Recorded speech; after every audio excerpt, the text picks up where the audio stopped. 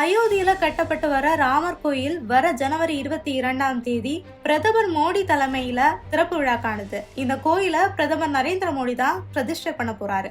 அதுக்காக நாடு முழுக்க இருக்கிற பல்வேறு பிரிவுகளை சார்ந்த 4000 சாமியார்கள், சீக்கிய மற்றும் புத்த மத ஆசிரியர்கள், அரசியல் தலைவர்கள், திரைக்கலைஞர்கள், விளையாட்டு வீரர்கள், தொழிலதிபர்கள், விஞ்ஞானிகள், ராணுவ அதிகாரிகள்னு பல்வேறு துறைகள்ல இருக்கிற செலிபிரிட்டிஸ எக்கச்சக்கமா கூப்பிட்டிருக்காங்க. அதோட இந்த கோயில் திறப்பு விழால நாடு முழுவதிலும் இருந்து 8000 பொதுமக்கள் கலந்து கொள்ள இருக்கிறதாவும் எதிர்பார்க்கப்படுது. இப்போ ராமர் கோயில் கட்டப்பட்டு வர அயோத்தி இந்து புராணங்களின் படி கோசலை சாம்ராஜ்யத்தோட தலைநகர்னும் ராமர் பிறந்து வளர்ந்த இடம்னு நம்பப்படுது. இந்த நிலையில ஏற்கனவே அங்க இருந்த பாபர் மசூதிய இடிச்சு ராமர் கோயில கட்டணும்னு 19ஆம் நூற்றாண்டிலேயே விஸ்வ இந்து பரிஷத் அதற்கான பல நடவடிக்கைகள்ல ஈடுபட ஆரம்பிச்சாங்க. இதை அடுத்து 1980ல அவங்க கூட பாஜக கட்சியும் சேர்ந்துகிட்டாங்க. பல பிரச்சனைகளுக்கு அப்புறமா கட்டுமான பணிகள் தொடங்கப்பட்டு இப்போ வழிபாட்டுக்காக 22ஆம் தேதி திறக்கப்பட இருக்கிற இந்த ராமர் கோயில் பத்தின 5 சுவாரஸ்யமான தகவல்கள் வெளியாகி இருக்கு.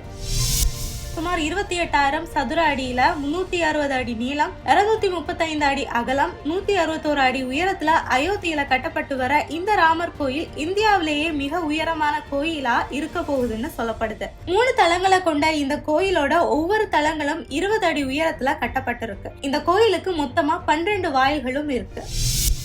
இந்த கோயிலோட கட்டுமான பணிகளுக்கான மண், கற்கள் எல்லாமே இந்து மத புராணங்களுக்கு உட்பட்ட ஸ்டைல்கள்ல வடிவமைச்சிருக்கிறதா தகவல்கள் வெளியாகி இருக்கு. முற்காலங்கள்ல ராமர் கோயில்கள் கட்டப்பட்ட போது அதற்காக பயன்படுத்தின செங்கற்கள்ல ஸ்ரீராம் அப்படின்னு பொறிக்கப்பட்டிருக்குமா. அப்படியே தற்போது பிரதிஷ்டை செய்யப்பட இருக்கிற ராமர் கோயிலோட கட்டுமான பணிகளுக்காக பயன்படுத்தப்பட்டிருக்கிற செங்கற்கள்ல ஸ்ரீராம் அப்படின்னு பொறிக்கப்பட்டிருக்கிறதா சொல்லப்படுது.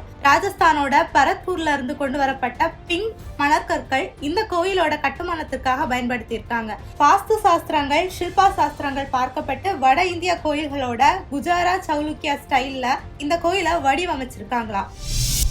இந்த ராமர் கோயிலோட கட்டுமான அமைப்புகளுக்கான டிசைனை தலைமுறைகளா சுமார் 100க்கு மேற்பட்ட கோயில்களை டிசைன் பண்ண சொம்பூரா சமூகத்தை சார்ந்தவங்க பண்ணியிருக்காங்க. இந்த ராமர் கோயிலோட சீஃப் ஆர்கிடெக்ட் சந்திரகாந்த் சொம்பூரா, அவருக்கு துணையா அவரோட மகன்களான ஆஷித் சொம்பூரா, நிகில் சொம்பூராவும் இந்த ப்ராஜெக்ட்ல ஒர்க் பண்ணியிருக்காங்க. இந்த 3 பேருக்கு கீழே தான் கோயிலோட கட்டுமான பணிகள் மேற்கொள்ளப்பட்டிருக்கு.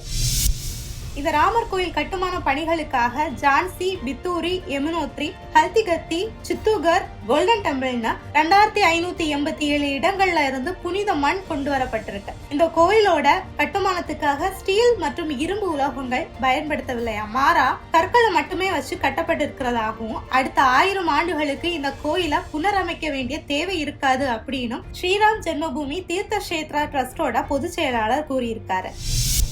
ராமர் கோயில் திறக்கப்பட இருக்கிறத அடுத்து ஏற்கனவே தாய்லாந்தோட புனித நதிகள்ல இருந்து தண்ணீர் அனுப்பப்பட்டு இருக்கிற நிலையில இப்போ புனித மண்ணையும் அனுப்ப இருக்கிறதா சொல்லப்படுது. அயோத்தியில இப்ப கட்டப்பட்டு வர ராமர் கோயிலோட மாதிரி கோயில் ஏற்கனவே தாய்லாந்துலயும் இருக்கு. இந்த நிலையில இப்ப கட்டப்பட்டு வர ராமர் கோயிலோட தரைத்தளத்துல ராமரோட பிறப்பு, இளமை காலம் சார்ந்த கதைகளை விளக்குற வகையில டிசைன் செஞ்சிருக்காங்க. முதல் தளத்துல ராமரோட தர்பார் பத்திய கதைகளை டிசைன் செஞ்சிருக்கிறதா சொல்லப்படுது.